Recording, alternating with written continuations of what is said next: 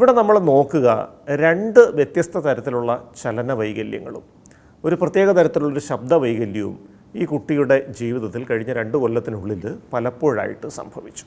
ടിക്കെന്ന് പറഞ്ഞാൽ ശരീരത്തിലെ ഏതെങ്കിലും ഒരു കൂട്ടം പേശികളോ അല്ലെങ്കിൽ അടുത്തടുത്ത് നിൽക്കുന്ന ഒന്നിലധികം വിഭാഗം പേശികളോ പെട്ടെന്ന് വലിഞ്ഞു മുറുകുന്നത് മൂലമുണ്ടാകുന്ന ഒരു അസ്വാഭാവികമായ ചലനമോ അസ്വാഭാവികമായ ശബ്ദമോ ആണ് ഈ ടിക്കെന്ന് പറയുന്നത്. അപ്പോൾ ഈ ടിക്കിൻ്റെ ഒരു പ്രത്യേകത, ടിക്കിന് തൊട്ട് മുൻപ് അത് അനുഭവിക്കുന്ന ആൾ പറയും, നമ്മൾ ഈ തുമ്മലൊക്കെ വരുന്നതിന് തൊട്ട് മുമ്പ് വല്ലാത്ത ഒരു സമ്മർദ്ദം നമുക്ക് അനുഭവപ്പെടുമല്ലോ, ഒന്ന് തുമ്മിക്കഴിയുമ്പോൾ വല്ലാത്തൊരു ആശ്വാസം കിട്ടും. ഇതുപോലെയാണ് ഈ ടിക്ക് അനുഭവിക്കുന്ന ആളുകളുടെ അവസ്ഥ.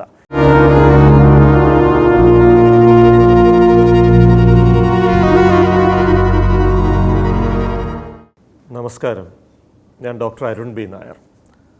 12 വയസ്സുള്ള ആൺകുട്ടിയും കൊണ്ട് അവൻ്റെ അമ്മ വന്നത് ഒരു പ്രത്യേക പ്രശ്നം പറയാനാണ്. ഡോക്ടർ, ഇവൻ മുഖം കൊണ്ട് പ്രത്യേക തരത്തിലുള്ള ഗോഷ്ടി കാണിക്കുന്നു.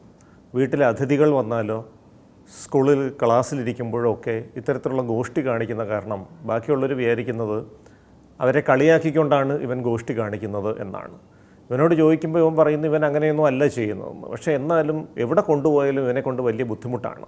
ഒരു കല്യാണത്തിന് കൊണ്ടുപോയാലോ ഏതെങ്കിലും ബന്ധുക്കളുടെ വീട്ടിൽ പോയാലോ ഒക്കെ ഈ മുഖം കൊണ്ടുള്ള ഈ ഗോഷ്ടികൾ ഇങ്ങനെ ഇടയ്ക്കിടയ്ക്ക് കാണിച്ചുകൊണ്ടിരിക്കും. എത്ര ഉപദേശിച്ചിട്ടും എത്ര ശാസിച്ചിട്ടും അടി കൊടുത്തിട്ടും ഈ ഒരു സംഗതി മാറുന്നില്ല എന്നാണ് ആ അമ്മ പറയുന്നത്. അപ്പോൾ കുട്ടിയോട് ചോദിച്ചപ്പോൾ കുട്ടിക്ക് സംഭവിക്കുന്നത്, കുട്ടി മുഖം കൊണ്ടൊരു പ്രത്യേക തരത്തിലുള്ളൊരു ചേഷ്ട ഇങ്ങനെ ഇടയ്ക്കിടയ്ക്ക് കാണിക്കുന്നു എന്നുള്ളതാണ്. ഇപ്പോൾ കണ്ണൊക്കെ ഇങ്ങനെ ഇറുക്കി അടയ്ക്കുന്ന രീതിയിൽ ഇങ്ങനെ മുഖത്തിൻ്റെ ഒരു ഭാഗം ഇങ്ങനെ ചുളുങ്ങുന്ന തരത്തിലുള്ളൊരു പ്രത്യേക ചേഷ്ടയാണ്. അത് പെട്ടെന്ന് കാണുമ്പോൾ നമുക്കൊരു അരോചകത്വം തോന്നും. കാരണം ഒരു കണ്ണ് അടയ്ക്കുകയും ആ വലതു ഭാഗത്തെ പേശികൾ ഇങ്ങനെ ഒന്ന് പെട്ടെന്ന് വലിഞ്ഞു മുറുകുന്ന രീതിയിൽ കണ്ണുകൾ ഇങ്ങനെ ഇറുക്കി മുഖം ഇങ്ങനെ കോട്ടുന്ന ഒരു ചേഷ്ടയാണ് കുട്ടി കാണിക്കുന്നത്. ഞാൻ അവനോട് സംസാരിച്ചപ്പോൾ കുട്ടി പറയുന്നത്, എനിക്ക് വല്ലാത്ത ഒരു സമ്മർദ്ദം അനുഭവപ്പെടും, തലയൊക്കെ പെരുക്കും, വയറ്റിലൊരു കത്തൽ പോലെയൊക്കെ വരും, ആകെ ഒരു വിറയൽ വരും.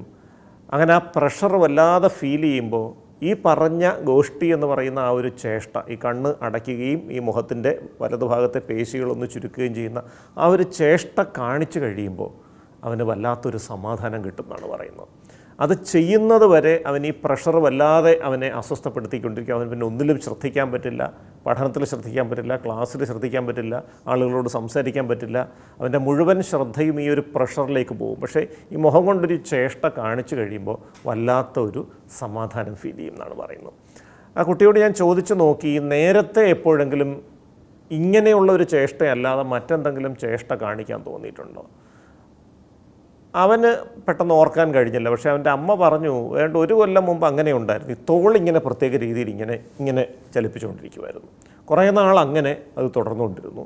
അതിങ്ങനെ ഞങ്ങൾ പറഞ്ഞ് കുറേ നാൾ കഴിഞ്ഞപ്പോഴത്തേക്ക് ആ തോളിൻ്റെ ഈ ചലനം മാറി. പക്ഷേ അത് കഴിഞ്ഞ പിറ്റേ ദിവസം തൊട്ട് ഈ മുഖത്തിൻ്റെ ഈ ഗോഷ്ടി കാണിക്കൽ തുടങ്ങിയെന്നാണ് പറയുന്നത്. ഞാൻ ആ അമ്മയോട് വീണ്ടും ചോദിച്ചു, പ്രത്യേക തരത്തിലുള്ള എന്തെങ്കിലും ശബ്ദങ്ങൾ ഈ കുട്ടി നേരത്തെ എപ്പോഴെങ്കിലും ഇങ്ങനെ കാണിക്കുന്ന പോലെ ഒരു അവസ്ഥ ഉണ്ടായിട്ടുണ്ടോ എന്ന് ചോദിച്ചു.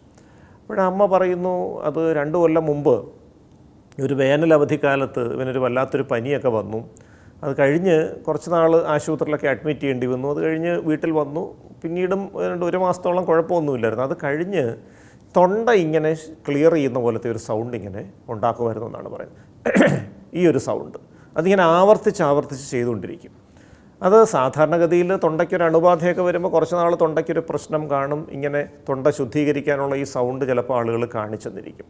പക്ഷേ പിന്നെയും മാസങ്ങൾ കഴിഞ്ഞിട്ടും ഇത് എല്ലാ ദിവസവും, ഇപ്പോൾ ഒരു ചോദ്യത്തിന് ഉത്തരം പറയാനായിട്ട് എഴുന്നേൽപ്പിച്ച് നിർത്തി കഴിഞ്ഞാൽ ഈ സൗണ്ട് കേൾപ്പിച്ചുകൊണ്ടാണ് തുടങ്ങുന്നത്.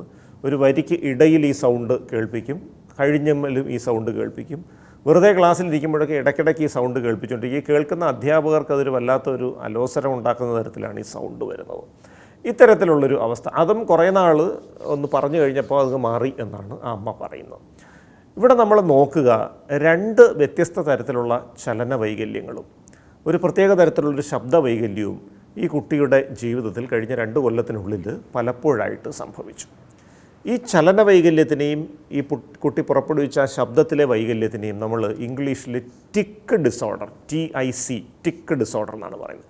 അപ്പോൾ ടിക്കെന്ന് പറഞ്ഞാൽ ശരീരത്തിലെ ഏതെങ്കിലും ഒരു കൂട്ടം പേശികളോ അല്ലെങ്കിൽ അടുത്തടുത്ത് നിൽക്കുന്ന ഒന്നിലധികം വിഭാഗം പേശികളോ പെട്ടെന്ന് വലിഞ്ഞു മുറുകുന്നത് മൂലമുണ്ടാകുന്ന ഒരു അസ്വാഭാവികമായ ചലനമോ അസ്വാഭാവികമായ ശബ്ദമോ ആണ് ഈ ടിക്ക് എന്ന് പറയുന്നത്. ഇപ്പോൾ രണ്ട് തരത്തിലുള്ള ടിക്കുകളുണ്ട്. ഒന്ന് മോട്ടോർ ടിക്ക് അല്ലെങ്കിൽ ചലന സ്വഭാവമുള്ള ടിക്ക് എന്ന് പറയും. ഈ മുഖം ഇങ്ങനെ ഗോഷ്ടി കാണിക്കുന്നതും തോളിങ്ങനെ അനക്കുന്നതുമൊക്കെ ഈ മോട്ടോർ ടിക്കിൻ്റെ വിഭാഗത്തിൽപ്പെടുന്ന ചലന വൈകല്യങ്ങളാണ്.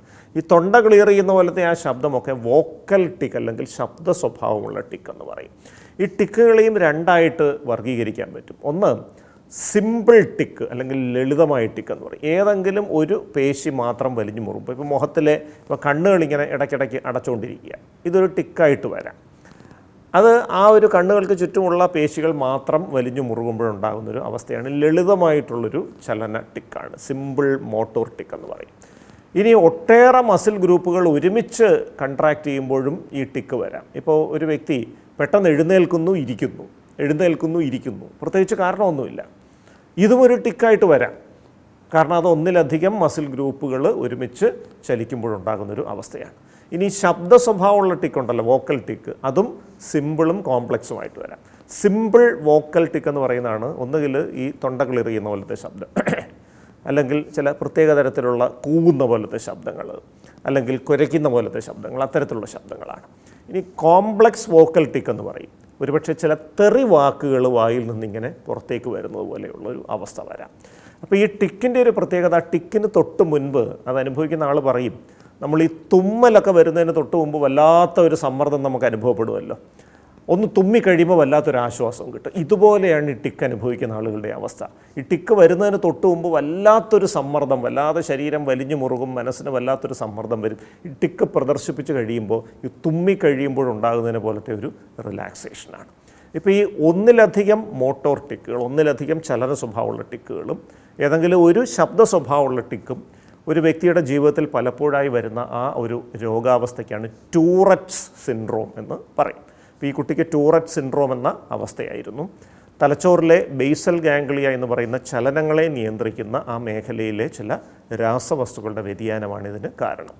ഈ ബേസൽ ഗാംഗ്ലിയ മേഖലയിലെ രാസവസ്തുക്കളുടെ അളവ് ക്രമീകരിക്കാൻ സഹായിക്കുന്ന മരുന്നുകൾ കൊടുത്താൽ ക്രമേണ ആ ടിക്ക് കുറഞ്ഞു വന്ന് മാറും.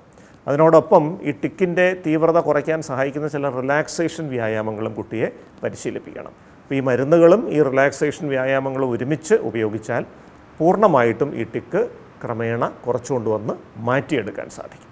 നമസ്കാരം.